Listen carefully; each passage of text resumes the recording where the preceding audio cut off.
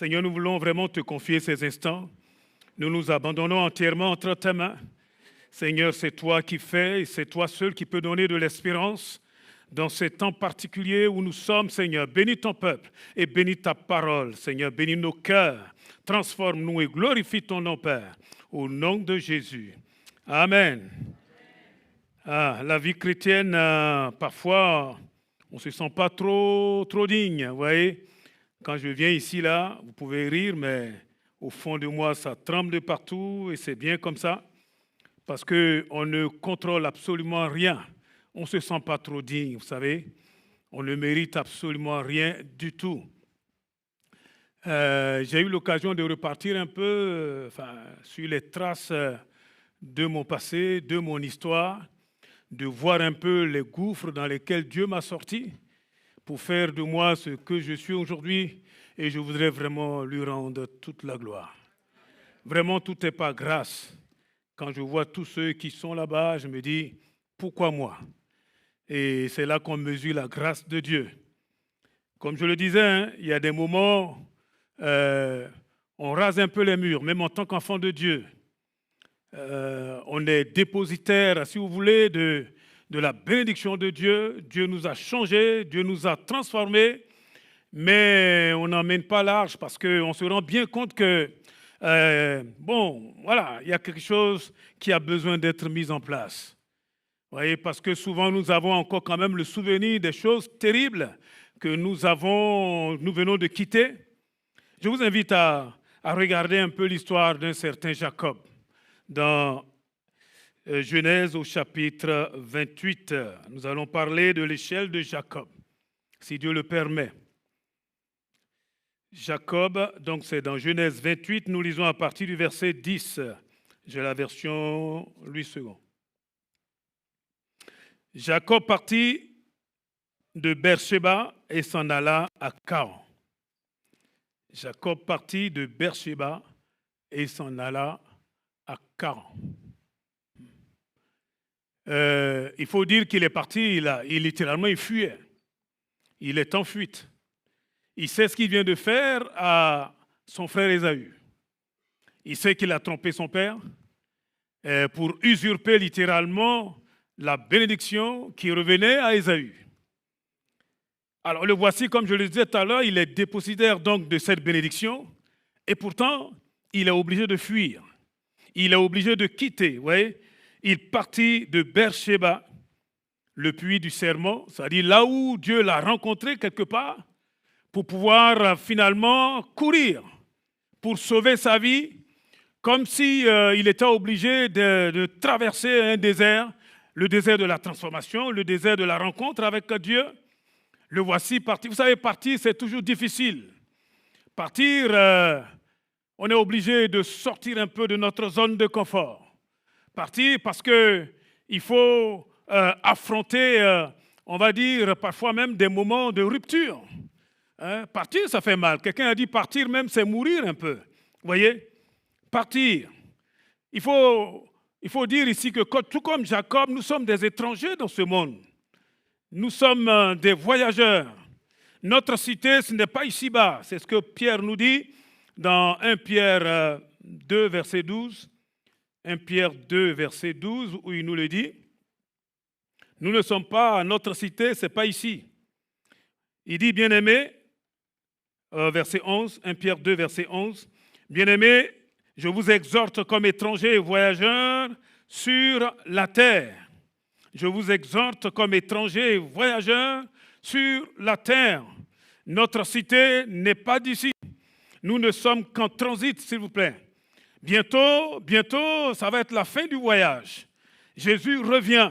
Et je crois que l'essentiel aujourd'hui, c'est de se focaliser sur la fin. On peut peut-être avoir mal commencé comme Jacob, mais le plus important, c'est d'avoir les yeux sur la fin. Parce que voyez-vous, ce beau monde-là, la Bible dit qu'il est réservé pour le feu. Et oui, malgré tout ce que nous voyons, malgré toutes les richesses, toutes les gloires, tout ce qui brille, tout cela est voué à disparaître. Tout cela est voué à passer. Et tous ceux qui sont dessus et qui ne pensent qu'à ça, ils vont passer avec. Hein, Jean dit dans son épître, le monde passe, sa convoitise aussi, et tous ceux justement qui s'attachent au monde. Nous sommes des citoyens, mais des citoyens des cieux. Cette terre-là n'est pas notre patrie, bien-aimés. Nous sommes étrangers. Nous sommes des voyageurs. Nous sommes en train de passer. Amen. Tout comme Jacob là, qui était donc en train de partir. Partir où? Mais partir à la rencontre de son tonton Laban. Croyez-moi, ça ne va pas être facile pour lui. Ça va être un temps de préparation, un temps de transformation. Nous avons des bénédictions, nous avons l'onction de Dieu sur nos vies, mais il va falloir apprendre maintenant à passer à l'école de la vie, à l'école du Saint-Esprit, à l'école avec Dieu. Amen. Et comme je disais tout à l'heure, ce n'est pas toujours facile, surtout quand on connaît des zones de rupture. Peut-être quelqu'un est venu et ici, et peut-être même là, actuellement, quand vous connaissez le deuil, quand vous vous rendez compte que les personnes qui vous étaient très proches sont enlevées, croyez-moi, ça fait un choc. Ça fait un choc. Et il va falloir réapprendre à vivre avec cela. Et oui, quand on déménage, quand on change peut-être de carrière dans l'entreprise où on est, quand on change de position sociale même, c'est toujours des choses qui sont difficiles à négocier. Pourquoi? Mais parce qu'il faut tout réapprendre. Il faut tout recommencer. Et il faut surtout s'attendre à Dieu. Amen. Parce que ce n'est pas facile. Mais je crois savoir que l'Église, c'est justement l'endroit pour justement tous ceux qui sont en train de recommencer quelque chose. Est-ce que vous pouvez dire Amen? L'Église, c'est l'assemblée justement de nous tous qui devons reprendre quelque chose. Bien-aimés, cette fois-ci, nous le faisons non pas en comptant sur nos forces, mais en comptant sur le Seigneur. Et on voit Jacob là en train de traverser ce lieu. Je me suis laissé dire que pour aller de là où il était jusqu'à ce qui va devenir Bethel, à Luz, il fallait 22 jours. Ce n'est pas une petite affaire. Ce n'était pas simple. Ce n'est pas comme nous aujourd'hui, il y a qu'à et puis voilà, on arrive. Ce n'est pas un jour, ce n'est pas 2 jours, c'est beaucoup d'efforts. Et il se sent seul, isolé, abandonné. Bien-aimés, nous sommes dans ce monde-là et parfois, malgré que nous sommes enfants de Dieu, nous avons comme l'impression que nous sommes abandonnés. Mais la bonne nouvelle, c'est que Dieu est avec nous. Est-ce que tu peux dire Amen? Amen. Dieu est avec nous. Vous voyez, tout comme Jacob, nous devons apprendre ceci. C'est que derrière l'apparence, derrière le naturel, derrière ce que nous voyons, le visible, il y a une autre réalité, il y a une autre vie. Il y a quelque chose de plus transcendant, c'est la présence même de Dieu. Amen. Il y a un autre monde, alléluia, dont nous sommes déjà citoyens. Et il va falloir apprendre. Parfois, nous avons l'impression que nous sommes seuls. Et pourtant, le Seigneur dit, tu n'es pas seul. Dis à ton voisin, tu n'es pas seul, mon ami. Eh oui, tu n'es pas seul. Gloire à Dieu. Nous ne sommes jamais seuls. L'apparence nous fait croire que nous sommes seuls. Non, nous ne sommes pas seuls. Et il est là, mais encore faut-il que nos yeux s'ouvrent. Amen. C'est important de partir comme Jacob. Vous savez pourquoi? Mais parce que quelque part, il faut, comme je disais, sortir un peu de nos zones de confort et nous arracher de ce que nous appelons souvent sécurité ou certitude. Ouais. Parfois, nous sommes là, nous disons, oui, je sais, je me sens bien. Et le Seigneur est obligé là d'enlever les choses sur lesquelles nous comptons pour que nous ne puissions compter que sur lui et sur lui seul. Nous n'aimons pas beaucoup les changements. Vous aimez les changements, vous? Nous n'aimons pas les changements. Honnêtement, nous n'aimons pas les changements. Parce que changer, ça crée encore de l'adrénaline, là, ça crée une situation qu'on n'aime pas trop. Moi, je n'aime pas. Bruno, je ne sais pas si toi tu aimes, mais moi, je n'aime pas. Je n'aime pas les changements. Et pour cela, quand Dieu veut changer quelque chose en nous, il est obligé lui-même d'amorcer le changement. Oui?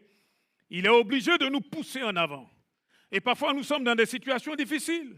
Quand vous avez votre foyer, votre couple qui est en train de battre de l'aile, c'est dur. Il faut tout réapprendre. Réapprendre à marcher avec l'autre, à affronter cette circonstance en comptant sur Dieu, où on ne maîtrise plus rien, où on ne contrôle plus rien, où nous n'avons qu'une seule certitude dans le fond, c'est celle de nous appuyer sur le Seigneur. Amen. Même si vous êtes venus là cet après-midi un peu brisé, ne sachant plus trop où regarder, sur qui vous appuyer, peut-être que vous êtes en train de vous dire, mais je suis enfant de Dieu, mais j'ai comme l'impression que tout est en train de partir en vrille là. Je ne maîtrise rien. Sachez que vous n'êtes pas les premiers, vous ne serez pas les derniers. Jacob est passé par là, nous passerons par là, si nous n'avons pas déjà été là, si nous ne sommes pas déjà dedans. Mais tout cela, c'est pour nous amener à nous débarrasser des choses qui font obstacle dans nos vies. Bien-aimés, le plus important, c'est le royaume de Dieu. Amen. Le plus important, c'est le ciel. Le plus important, c'est Jésus qui vient nous chercher. Amen. Le plus important, c'est que nous puissions arriver au bon port. Dis Amen quand même. Gloire à Dieu. Oh, merci Seigneur. Alléluia. Et parfois même, c'est important pour que nous puissions avoir de plus grandes révélations. Ah, il faut un changement. Il faut un changement. Pour que la Pentecôte arrive, il fallait que les 120 là, ils acceptent quand même de passer par là où ils sont passés. C'était compliqué. Hein? Ils étaient ensemble. Ils priaient dans la chambre haute. Ils s'attendaient à quelque chose. C'était dur. Ce n'était pas un jour. Ce n'était pas 2 jours. Et plus on prie, on a comme l'impression que c'est encore le vide. On ne maîtrise rien. Hein? Le Seigneur a dit, attendez, on attend, on prie, on intercède. Les jours passent et il ne se passe rien. Peut-être quelqu'un parmi nous là en se disant, mais ça fait quand même longtemps. Et si la promesse tarde, attends-la. Amen. Parce que celui qui a fait la promesse là, il ne ment pas. Hein? Elle s'accomplira et elle s'accomplira certainement. Amen. Dieu est fidèle. Un jour, nous verrons Jésus venir sur les nuées. Oh, gloire à Dieu. Et pour cela, nous devons être prêts. Il y a des choses qui nous alourdissent. Il y a des choses là qui sont en train de vouloir prendre, on va dire, toute la place et qui sont inutiles, qui sont puériles, qui sont secondaires. Le Seigneur voudrait que nous puissions nous intéresser aux choses essentielles. Gloire à Dieu. Jacob partit de Beersheba et s'en alla à Charan ou à Haran. Il arriva dans un lieu où il passa la nuit, car le soleil était couché. Il prit une pierre dont il fit son chevet et il se coucha dans ce lieu-là. C'est étrange, hein? Comment Dieu fait. Je ne sais pas si vous faites attention à ces versets-là. Il arrive dans un lieu. On ne sait pas trop, ce lieu-là. Ça a l'air tellement singulier. Il n'y a rien de particulier. Mais en même temps, on a comme l'impression qu'il y a un peu de suspense. Un peu comme s'il va se passer quelque chose. On ne sait pas trop. Ouais. L'auteur, là, il prépare un peu le lecteur à une surprise, à quelque chose qui va arriver. Et puis, c'est étonnant quand même. Ce monsieur-là qui est fatigué, il est littéralement épuisé. Il a besoin de dormir. Vous avez remarqué? Il va prendre une pierre dont il fait son chevet. Je ne sais pas si c'est confortable. Il ramasse une pierre quelconque et il en fait son chevet. Il en fait son oreiller. Ça doit être compliqué cette affaire-là. Vous voyez? L'oreiller, la pierre oreiller de Jacob. Ça fait peur. Waouh! Tout ça pour nous montrer que, vous voyez, c'est quand même, quand je regarde ça, je dis, mais le gars, il a toutes les bénédictions de son papa. Hein? C'est lui qui détient finalement toute la bénédiction pour nous aujourd'hui. Et le voici là, comme un misérable. Même pour simplement dormir, il a besoin de mettre sa tête. Il n'a même pas un oreiller un peu plus douillet, on va dire. Il prend une pierre. Je vais vous dire quelque chose. C'est au niveau de nos faiblesses que Dieu nous rencontre. Amen. Là où Jacob est là, c'est vraiment la faiblesse à l'état pur. Là où tu ne peux absolument rien. Là où tu es réduit à ta plus simple expression. Là où tu te rends compte que tu n'es qu'un être humain. un peu de poussière qui demain retourne à la poussière. Et c'est dans ce lieu-là que Dieu va le visiter. Remarquez que c'est Dieu qui prend l'initiative de le visiter. Non pas parce que Jacob méritait quoi que ce soit, non, pas du tout. Au contraire. Alors qu'il est en train de partir là, encore une fois, hein, il a en mémoire tout ce qu'il a fait derrière. Mais c'est un fugitif, le gars. Il a une conscience qui est quand même assez lourde. Il n'est pas tranquille. Il a certainement une voix qui lui dit, mais hey, dans tout ça là, franchement, ce que tu as fait, ce n'est pas bien. Voilà. Tôt ou tard, ce que tu as fait là, ben, tu vas le retrouver.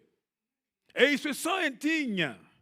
Et dans sa misère, il va prendre cette pierre-là comme un oreiller. Et il se couche là. Oui, je ne sais pas combien de fois il est dit ce lieu, mais c'est quand même bizarre. Hein? Il arriva dans un lieu où il passa la nuit, le soleil était couché. Il y prit une pierre dont il fit son chevet et se coucha dans ce lieu-là. Le plus important, c'est de savoir que quel que soit là où tu es, ce n'est pas tellement l'endroit qui est important. Ce qui fait la différence, c'est la présence de Dieu. C'est la visitation de Dier. Amen. Peut-être tu es en train de dire, moi je suis dans une situation compliquée aujourd'hui. Peu importe. Peu importe, ce qui est important, c'est que Dieu nous visite. Amen. Quand Dieu met son pied là dans un endroit, bien aimé, cet endroit devient Bethel, la maison de Dieu. Alléluia. C'est la présence de Dieu dont nous avons besoin. Alléluia. Dans toute notre faiblesse, dans toute notre misère. Oh, notre Dieu. Dieu nous aidera à traverser les moments douloureux de la vie, les moments difficiles de la vie, si seulement nous savons nous attendre à Dieu. Amen. Nous attendre à Dieu. Et on voit à la suite, il eut un songe. Et voici, une échelle était appuyée sur la terre. Et son sommet touchait au ciel. Et voici, les anges de Dieu montaient et descendaient par cette échelle. Et voici, l'Éternel se tenait au-dessus d'elle. Et il dit, je suis l'Éternel, le Dieu d'Abraham, ton père, le Dieu d'Isaac. Vous remarquez qu'il ne dit pas le Dieu de Jacob, parce qu'il fallait que Jacob fasse encore ses preuves. Vous voyez? La terre sur laquelle tu es couché, je la donnerai à toi et à ta postérité. Et donc, Jacob va avoir un songe, un rêve. Ça ne vient pas de lui, hein? Ça vient de Dieu. Dieu va descendre au niveau de Jacob. Au niveau de ce bien-aimé-là qui se dit, moi je ne mérite plus rien. Après tout ce que j'ai fait là, bon, je ne suis pas digne. C'est quand même paradoxal. Quelqu'un qui est dépositaire, encore une fois, de toutes les bénédictions d'Abraham, d'Isaac, il est là, mais excusez-moi, comme un fugitif, comme quelqu'un qui finalement doit trouver sa place. C'est peut-être ton cas aujourd'hui. Et parfois même, tu en doutes. Il pouvait même en train de se dire, mais attends, si la bénédiction de papa, là, si c'était vraiment bon, là, qu'est-ce que je suis en train de vivre? Ouais, c'est paradoxal, c'est contradictoire. Ouais. La bénédiction dont nous sommes logés en tant qu'enfants de Dieu, il faut y croire. Ouais, c'est au niveau de la foi. Parfois, nous ne sentons rien. Parfois, nous sentons même complètement le contraire. Nous sentons même, on se dit, mais franchement, est-ce qu'on est vraiment enfant de Dieu? Est-ce que j'ai vraiment rencontré Dieu? Est-ce que vraiment je suis en train de marcher avec Dieu? Oui, nous sommes en train de marcher avec Dieu. La réalité, c'est que nous sommes dans un monde physique limité et que nous devons réaliser qu'en parallèle, il y a un autre monde. Amen. Qui marche avec nous, en fait. Et c'est ça le problème. Quand nous pensons que nous sommes seuls, c'est parce que nous oublions complètement la réalité spirituelle qui est là, qui est même plus présente que cette réalité physique. Ouais, je vous ai toujours parlé de cette expérience-là qui a fait réfléchir. Une femme qui était entrée dans l'église, elle est venue là, c'était une sorcière, elle est venue pour détruire l'église. Et les gens disaient, ah mais on n'est pas nombreux, il y a plein de places vides, on essayait de la placer là. Elle disait, non, non, non. Au final, pour dire simplement ceci, vous pensez que vous n'êtes pas nombreux, vous pensez que vous êtes peu, mais ce que vous ne voyez pas, c'est toute la foule d'anges qui sont là pour louer Dieu avec nous. Amen. Ah oui, il faut avoir les yeux ouverts. Gloire à Dieu. Et c'est ça qui va nous aider. Nous ne sommes pas seuls. Amen. Et voici donc ce pauvre Jacob, enfin pauvre, c'est lui qui pense comme ça. Il est là et je suis sûr que quelqu'un est en train de se dire, mais quand même Jacob, Dieu, tu fais du favoritisme parce que ce gars-là, il ne mérite pas. Hein? Vous savez, c'est Dieu qui fait les choix. Il fait comme il veut. Amen. N'oublions pas quand même qu'il y en a un qui a initié cela, c'est Abraham. Et pourquoi Dieu a choisi Abraham? Grâce ou à cause, c'est comme vous voulez, de sa foi. Vous voyez? Oui, tout est ouvert à tout le monde. Mais Dieu, il commence à passer par quelqu'un qui ose croire. Abraham a cru, Isaac a cru, c'est au tour de Jacob de croire. Non pas seulement de façon intellectuelle, mais d'arriver à vivre vraiment une relation personnelle avec Dieu, comme nous aujourd'hui. Peu importe ce que tu es en train de traverser, tu dois croire que Dieu est avec toi. Tu dois croire que Dieu ne t'a pas abandonné. Amen. Tu dois croire qu'avec Dieu, là, tu pourras traverser ces moments difficiles et douloureux.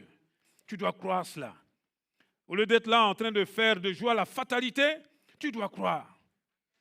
Vous voyez, quand on a un enfant ou des enfants qui sont en train de, franchement, de prendre la tangente, je suis aussi parent, je sais combien c'est douloureux. On ne peut pas être à sa place. On ne peut pas se mettre à sa place. On aurait tellement voulu se projeter dans cet enfant. On pourrait, si c'était possible, on le ferait. Vous voyez? Sauf que, comme je l'ai toujours dit, l'enfant n'est pas de la pâte à modeler. L'enfant a sa propre conscience, ses propres choix à faire. C'est difficile. C'est pour ça qu'il faut enseigner l'enfant pendant qu'il est encore tout petit. Il faut vraiment l'instruire selon la parole de Dieu. Après, cette parole-là, nous faisons confiance qu'elle va avoir son travail là dans le cœur de cet enfant. Mais même après avoir fait tout cela, écoutez, c'est Dieu qui peut s'en occuper. Et c'est difficile pour des parents. Peut-être qu'il y en a là cet après-midi qui sont là, qui sont en train de dire, oui, mais pasteur, tu parles, mais moi, je ne sais même plus comment faire pour mon enfant. Laisse-moi te dire quelque chose. Dieu s'en occupe. Amen. Dieu s'en occupe. Et il t'aidera à traverser cela. Est-ce que tu peux dire Amen? Amen. Et nous prions souvent pour nos sœurs qui ont des maris qui sont inconvertis. Et ce n'est pas évident. Vous ne voyez plus les choses de la même manière. Vous n'avez pas du tout la même vision. Vous n'avez pas les mêmes valeurs. C'est compliqué. Ce qui est futile pour lui, c'est ça qui est important. Eh oui, mais vous allez faire quoi? Vous ne pouvez pas changer la personne. Mais Dieu peut changer cette personne. Dis Amen quand même. Alléluia. Et dans ce que tu es en train de traverser là, Dieu est avec toi. Gloire à Dieu. Même si c'est douloureux, même si c'est compliqué, Dieu, le Seigneur, ton Dieu, il est avec toi. Je parlais tout à l'heure des moments, des zones, des situations de rupture, mais tout ça fait partie de cela. Amen. Prends courage. Vous voyez, c'est le Seigneur qui vient visiter Jacob et il lui donne un songe.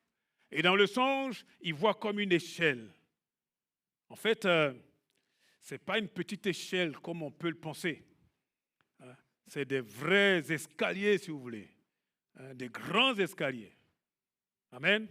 Et ce qui est impressionnant, c'est que c'est quelque chose qui se dresse entre le ciel et le ciel et la terre. Ah bon? Donc quelque chose qui n'a pas de fin. Et puis, quand il ose lever les yeux, il voit qu'au bout là, l'Éternel des armées lui-même, il est au bout de l'échelle. Et il remarque que, alors qu'il pensait être seul, il y a des êtres que la Bible appelle des anges qui montent et qui descendent. Et souvent, je dis pour monter, c'est qu'ils étaient en bas. Oui, ça c'est une bonne nouvelle pour celui qui se dit aujourd'hui, franchement, je me sens au plus bas. Oui, vraiment, je ne sais plus quoi faire. Et si tu te sens au plus bas, c'est justement là où arrive l'échelle. Dis Amen. Là où tu es, là où tu ne sais plus comment faire, il y a des anges qui sont avec toi. Il y a l'armée de Dieu qui est avec toi. Amen. Il y a l'armée de Dieu qui est là, que tu ne vois peut-être pas, mais qui est là pour t'aider, pour t'encourager, pour te fortifier. Il y a des moments, on se dit, ouh, est-ce que je pourrais m'en sortir? Avec la grâce de Dieu, nous ferons des exploits. Avec la grâce de Dieu, nous nous en sortirons. Amen. Bien aimé, ce combat-là, ce n'est pas le nôtre, c'est le combat de l'Éternel. Oh, le Seigneur est avec toi. Dis Amen, dis Amen, dis Amen. Alléluia. Et il était là complètement. Mais imaginez Jacob. Il voit une échelle. Waouh. D'abord, il est étonné parce qu'il se dit, ah, mais je ne suis pas seul. Et puis, il réalise que non seulement il n'est pas seul, mais il y a vraiment du monde. Hein? Et puis ce n'est pas seulement des anges. Il voit, vous voyez, comme s'il y avait un pont. Bien aimé, nous sommes dans un monde, c'est peut-être mon côté un peu, entre griffes cartésien qui m'amène à parler comme ça. Parfois, nous croyons que le matériel, c'est tout, quoi, c'est terminé. S'il vous plaît, on se trompe. On se trompe, mais on se trompe grandement. Il n'y a pas que le matériel. Il n'y a pas que le physique. Il n'y a pas que cette pierre-là sur laquelle était notre pauvre Jacob. Il y a beaucoup plus que ça. Il y a une autre réalité. Elle est sublime, cette réalité. Elle est énorme. Je ne sais pas si vous vous rendez compte. Il y a comme une porte dans le ciel pour nous. Une porte uniquement pour Jacob. Une porte. Ça me fait penser à l'Apocalypse. Tiens, je vais le lire, je crois que c'est Apocalypse 3. On n'est pas encore arrivé là-bas, mais bon, excusez-moi. Hein. C'est la parole de Dieu. Apocalypse 3, verset 8. Je connais tes œuvres. Voici ce que tu as, parce que tu as peu de puissance et que tu as gardé ma parole et que tu n'as pas renié mon nom, j'ai mis devant toi une porte fermée. Ah bon, je pensais que vous ne suiviez pas. Bon, allez, on le relit ensemble. Allez ensemble, je connais tes œuvres. Voici, j'ai mis devant toi une porte ouverte. Continuons, que personne ne peut fermer, parce que tu as peu de puissance et que tu as gardé ma parole sans renier mon nom. Amen. Vous avez vu? Le Seigneur met une porte. Une porte. C'est lui qui ouvre. S'il veut fermer, il ferme. Mais là, c'est ouvert. Uniquement pour Jacob. Pour lui tout seul. Une porte, c'est-à-dire, il voit le ciel. Ça me fait penser à Étienne, alors qu'on est en train de le lapider. Hein? Il dit, je vois les cieux ouverts. Waouh! Et je vois le Seigneur debout dans sa gloire. Bien-aimé, oh, tiens bon. Vous savez, nous sommes vers la fin. Tout cela là, ça s'agite, mais ne te décourage pas. Ne te décourage pas. Amen. Ne baisse pas les bras. Là où on va partir, là, on ne parlera même plus de mariage. Bon, je ne sais pas, il y a des couples là qui me disent, mais pasteur, on ne parlera plus de problèmes financiers. Bon, excusez-moi, c'est la parole de Dieu. Moi, je ne fais que prêcher. Hein. Oula, je vois Willy me regarde de travers. J'espère que je pourrai sortir après. Hein. Non, la réalité, c'est que parfois, on est là et puis on se dit, ah bon, il y a un frère là, j'ai eu, il m'a dit, mais pourtant c'est un ancien dans la foi. Je vous ai parlé d'un certain Thomas, mon ami de plus de 40 ans là. Ah, un bon frère. On a passé des moments. Il me disait comme ça, mais tu sais quoi, pasteur, cette affaire de... On n'aura plus de... Enfin, notre femme là, il dit, ça m'embête, hein. C'est un doyen, mon frère, c'est un doyen. J'ai dit, pourquoi ça t'embête? Il dit, ah, franchement... J'ai dit, vous savez, il n'y aura peut-être pas homme et femme comme nous on le connaît ici. Mais ce qui est sûr, de l'autre côté, ça sera bon. Ça sera même très bon. Hein, il est dit que du Père des Lumières, hein, il nous donne des bonnes choses, excellentes. C'est ça, non? Et puis ça va être aussi un peu de rafraîchissement pour ceux qui traversent des moments difficiles. En tout cas, ce qui est sûr, c'est qu'il y a une porte qui est ouverte, bien-aimés. Vous avez lu dans la parole que nous avons projetée, il est dit une porte ouverte. Je ne sais pas si vous avez regardé, il y a quand même une condition. Tu peux le remettre, s'il te plaît? Une porte ouverte. Apocalypse 3, verset 8. Pour ceux qui, c'est écrit, hein,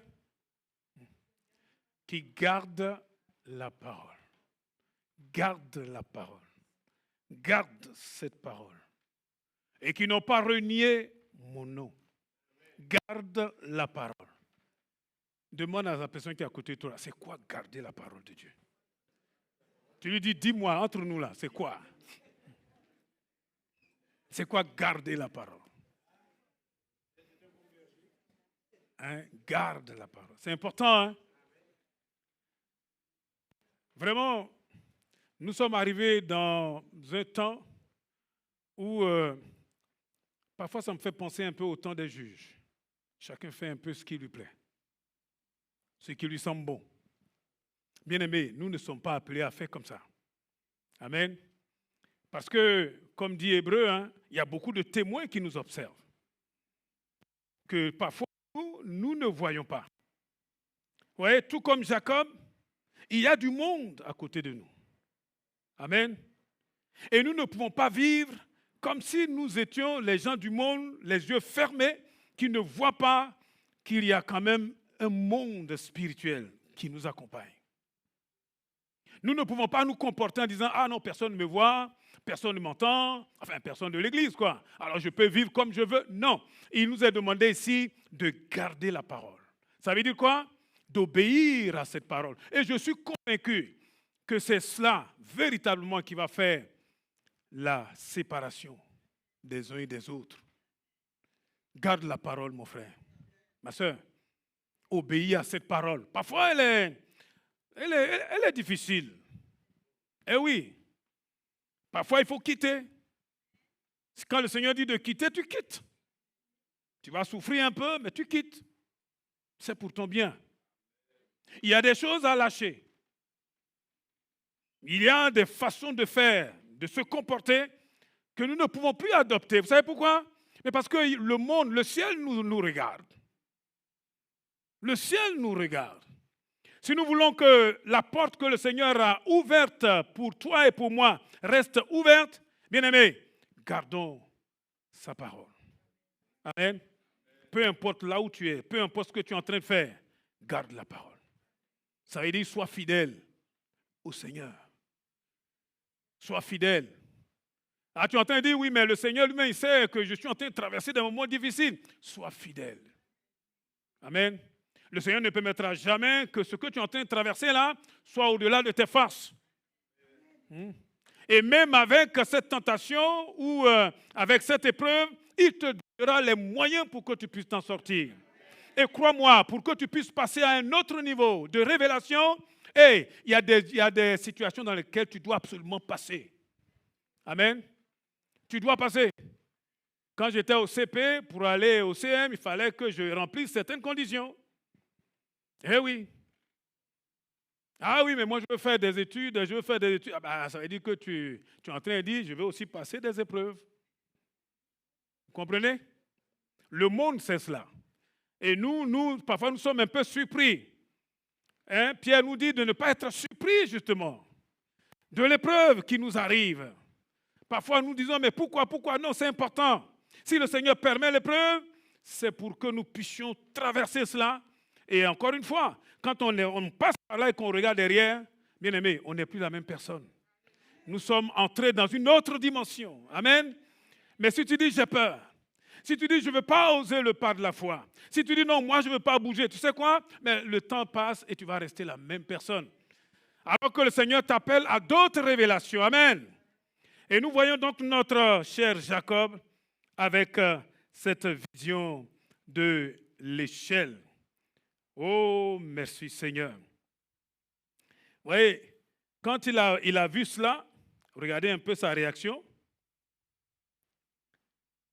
Alors le Seigneur qui commence à lui parler. Hein. Verset 15, je suis avec toi, je te garderai partout où tu iras. Je ne te ramènerai dans ce pays, car je ne t'abandonnerai point, que je n'ai exécuté ce que je dis. Jacob s'éveilla de son sommeil et il dit certainement, l'Éternel est ce lieu. Et moi, je ne le savais pas. Waouh! Vous voyez, quand je lis ça, je dis la plupart d'entre nous, nous sommes des croyants comme Jacob, avec les yeux fermés, avec les yeux qui sont complètement obscurcis. Tout ce que nous voyons, c'est les problèmes. Tout ce que nous voyons, c'est les difficultés. Nous avons de la peine à voir qu'au travers même des difficultés que nous sommes en train de traverser, Dieu a ouvert une porte pour toi. Dieu a ouvert une porte directement là, sur le ciel. Et bien aimé, je crois que l'Église, nous sommes là pour former des hommes et des femmes, amen, qui ont les yeux ouverts, ouverts sur le ciel, ouverts sur la finalité de toutes choses, la raison d'être même de notre rassemblement. Nous sommes là, non pas pour être là en train de patauger dans la mare au cochon, excusez-moi, mais nous sommes là pour pouvoir nous préparer, amen, à fixer les regards sur le ciel. Amen. Gloire à Dieu. Vous êtes d'accord avec ça? Bon, je ne sais pas trop dans quoi le Seigneur nous conduit, mais bon, il nous conduit quand même. Hein? Oh, gloire à Dieu. Et pour tout cela, il faut de la foi. Vous voyez, notre Jacob, il se réveille et il est surpris. Certainement, l'Éternel est en ce lieu. Et moi, je ne le savais pas. Tu dois savoir que Dieu est avec toi. Tu dois savoir que le ciel marche avec toi. Tu dois savoir que Dieu, là, il ne t'envoie pas quelque part où lui-même il n'est pas. Il est toujours avec toi. C'est compliqué ce que tu traverses. Mais bien aimé, voilà, je vais m'arrêter là pour aujourd'hui parce que je sens qu'il va falloir que je m'arrête et que nous puissions ensemble adorer ce Dieu-là. Vous êtes d'accord avec ça? Amen.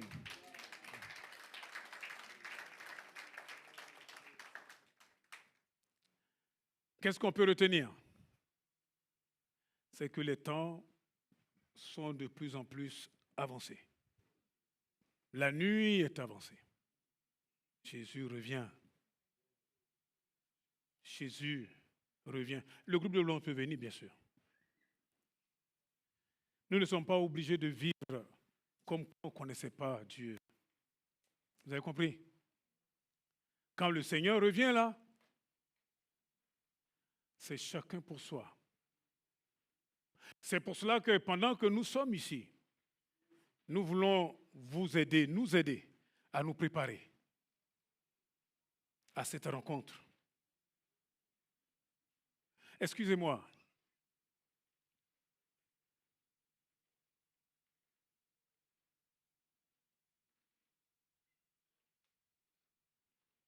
Nous ne sommes pas obligés de vivre comme avant.